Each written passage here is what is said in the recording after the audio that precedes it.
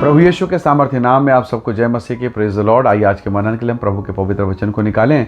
मेरे साथ मलाकी की किताब निकालेगा, अध्याय 3 अध्याय के वचन 17 को मैं यहाँ आपके लिए पढ़ूंगा। यहाँ लिखा है, सेनाओं का यहोवा यह कहता है, जो दिन मैंने ठहराया है उस दिन वे लोग मेरे निज भाग ठहरेंगे, और मैं उनसे ऐसी कोमलता करूंगा जैसे कोई अपने सेवा करने वाले पुत्र से करे। Praise the Lord, hallelujah. परमेश्वर के लोगों, बहुत बार जब संसार की परिस्थितियां मुझे और आपको दबाती तो मन विचलित हो जाता है, पीड़ाओं से भर जाता है, और ऐसा लगता है कि परमेश्वर, मैं तो प्रार्थना, दुआ, आराधना में हूँ, चर्च जाता हूँ, बराबर दशमांश देता हूँ, बराबर भेंट देता हूँ, मन्नतें रखता हूँ, विशेष प्रार्थना करता हूँ, रात को उठ के प्रार्थना करता हूँ, पर ये सारी बुराई, ये सारी गंदगी मेरे ही जीवन में क्यों, मेरे ही जीवन में क्यों? कई बार ये प्रश्न उठता है और इसका उत्तर समझ में नहीं आता। पर कई बार जब हम परमेश्वर के वचन को पढ़ते हैं तो पवित्र आत्मा इसे प्रकाशित करता है और उत्तर देता है। आपको मालूम होगा, याकूब के बच्चे हैं, 12 बच्चे थे याकूब, और उसमें से एक बेटा है यूसुफ, जिसके बारे में आप जानते हैं कि उसको स्वप्न देखने का बड़ा वरदान मिला हुआ था। वो एक प्रकार से कहा जाए पवित्र व्यक्ति है, धार्मिक व्यक्ति है, और अपने सब भाइयों में सबसे अधिक वो प्रार्थना करने वाला। उसके सब भाई उसके दर्शन देखने के कारण उससे चिढ़ते थे, उसकी बुराई करते थे। और आपने पढ़ा है परमेश्वर के वचन में कि एक दिन ऐसा आया कि उन सारे भाइयों ने मिलकर इसे मारा, पीटा, कपड़े उतार डाले, गड्ढे में डाला, और अंततः इस्माइलियों के हाथ में बेच दिया। उनकी प्लानिंग तो उसका मर्डर करने का था। कौन थे ये लोग जिसके साथ किया? सगे भाई, एक ही पिता के संतान, और कैसा व्यवहार। तो ये धर्मी हो के भी दुख उठा रहे हैं। जब आप इस पिक्चर को देखेंगे, जब इस दृष्टांत को, इस घटना को देखेंगे, मन विचलित होता है कि परमेश्वर धर्मी क्यों सताया जाता है? अय्यूब में ही फोड़े फफोड़े क्यों?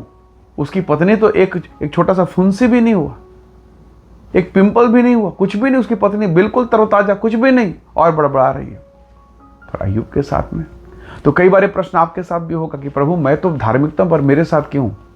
तो जवाब यह है कि जब विपत्ति, तकलीफें और पीड़ाएं यूसुफ के जीवन को घेरी, वो टिका रहा वचन में, वो टिका रहा प्रार्थना, जितना उसको आता था। लिखित वचन तो था नहीं, प्रार्थना में टिका रहा, परमेश्वर के प्रेम में बना रहा। एक दिन आया जब उसी यूसुफ को उसने मिस्र देश के सिंहासन में प्रधानमंत्री करके बैठा दिया। हालेलुया। और आज जो सताने वाले थे, मुंह के बल गिर के उसे अनाज और भीख मांग रहे हैं। वो नहीं पहचान रहे हमने इसका अपमान किया, ये हमारा भाई है, पर वो पहचान गया। हालेलुया। तो प्रभु के लोगों, ये पीड़ाएं, ये तकलीफें, ये वेदनाएं किस लिए है? बढ़ाने के लिए, ऊंचा उठाने के लिए, महिमा में खड़ा करने के लिए। वचन, परमेश्वर का वचन कहता है, एक दिन जो मैंने ठहराया उस दिन मैं तुम पर दया करूंगा, ऐसा दया जैसे कोई अपने सेवा करने वाले पुत्र पर करे। तो आपका एक दिन है, हंसने दीजिए। लोग हंस रहे हैं भी, लोग आप अपमान कर रहे हैं, आपके नाम से निंदा करते हैं, करने दीजिए। अभी ये उनका समय है, और जब आपका समय आएगा तब आप चमकेंगे। और आपकी चमक ऐसे होगी कि उनका जो चमक है वो मानो काला और अंधेरा के समान हो जाएगा। ये परमेश्वर का स्वभाव है।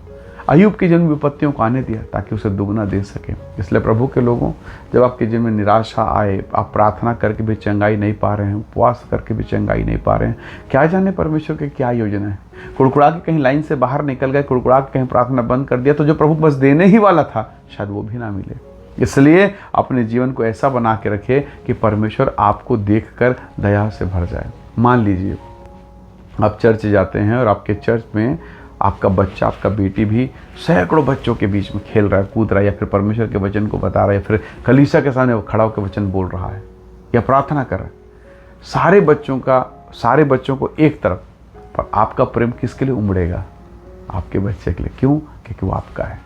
क्या बाकी बच्चे खराब? बिल्कुल नहीं, खराब कोई भी नहीं, पर चूंकि वो आपसे जन्मा है इसलिए आपका प्रेम उस बच्चे के लिए अलग होगा, स्पेशल होगा। कई बार आप खाना बांटते हैं, अपने परिवार के लोग आए, कहीं बाहर गए हैं, पर जब आपको खाना बांटने का मौका दिया जाए और बांटते बांटते कहीं आप अपने बच्चे के पास पहुंच जाएं, खाना बांटना है, तो उस बांटते समय कुछ ज़्यादा हिस्सा उसके हिस्से में आ जाएगा, कुछ ज़्यादा चीज़ें। क्यों? क्योंकि वो आपसे जुड़ा है और आप उससे जुड़े हैं। कहने का मतलब ये है, परमेश्वर ने कहा है, प्रभु यीशु परमेश्वर का वचन कहता है, जैसे सेवा करने वाले निज पुत्र पर दया, वैसे मैं दया करूंगा। क्यों? क्योंकि परमेश्वर ने आपको और मुझको रचा है। संसार दया नहीं करेगा प्यारों, संसार कभी आपको नहीं उठाएगा। उठाने वाला एकमात्र प्रभु यीशु मसीह है और वही आप कंधों में उठा के खड़ा करेगा। इसलिए जो उठाने वाले नहीं हैं, क्यों हम उनकी परवाह करें और क्यों उनकी तरफ देखें। जो हमें उठाएगा, जो हमें देखता, जो हमारी चिंता करता, उस परमेश्वर को हम देखें ताकि उस महिमा में हम प्रवेश कर सकें।